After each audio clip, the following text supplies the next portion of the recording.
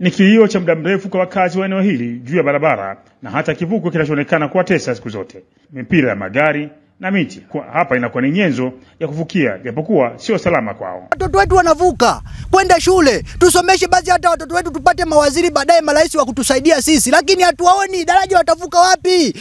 Alafu isitoshe mimi mwenyewe ninayezungumza leo hii mnayeniangalia 2023 amekufa mtoto wangu akivuka daraja la kwa kudumbukia mtoni. Amekufa mtoto wetu, tumemkosa kwa ajili ya kumpeleka shule. Nitampeleka mtoto shule aende akafe? Nikipoteza nitakapompoteza mtoto wangu mmoja, mwingine nitampata wapi? Serikali tuombeni mtuone. Sehemu ambayo tayari watu wamesha jenga makazi yao, tunacholilia sana ni barabara.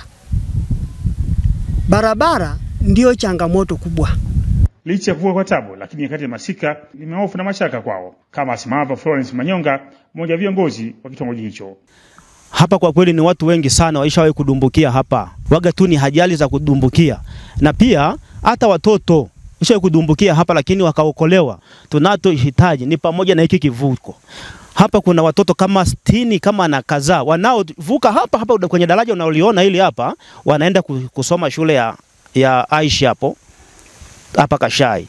Waga kila mwaka tunajitegemea sisi wenyewe, tunajichanga, tunaboresha hapa. Wenye dhamana ya kero hii ya wakazi wa kitongoji hicho ni wakala barabara za mjini na vijijini TARURA katika manispaa ya Sumbawanga, na meneja wake Albert Kiando anaeleza kuwa ni kipi kifanyike kutatua kero ya wakazi wa eneo hilo la Tambazi. Sisi tunatekeleza miradi kulingana na bajeti tunayokuwa nayo, na tungependa kufika katika maeneo mengi zaidi kadri itakavyowezekana.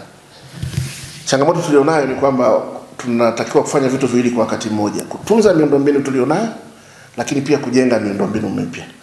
Sasa rasilimali zinapokuwa chache, maana yake nguvu kubwa tunaelekeza katika kutunza miundombinu ambayo tayari serikali imeshajenga. Sasa hivi tunaelekea katika maandalizi ya bajeti ya mwaka 2026-2027. Kwa niombe kupitia vikao vyao vile vya wadisi waweze kuchakata na kutuletea vipaumbele katika ofisi yetu, ili tunapotengeneza mipango yetu tuweze kuzingatia vipaumbele vile vinavyotoka kule kwenye kata husika. Manispaa ya Sumbawanga ni eneo ambalo linaendelea kukua kila uchao kutokana na ongezeko kubwa la wakazi wake wanaojenga kwenye maeneo mbalimbali ya mji huo, ili hadi wakihitaji huduma kama vile barabara, maji na hata umeme. Sami Kisika.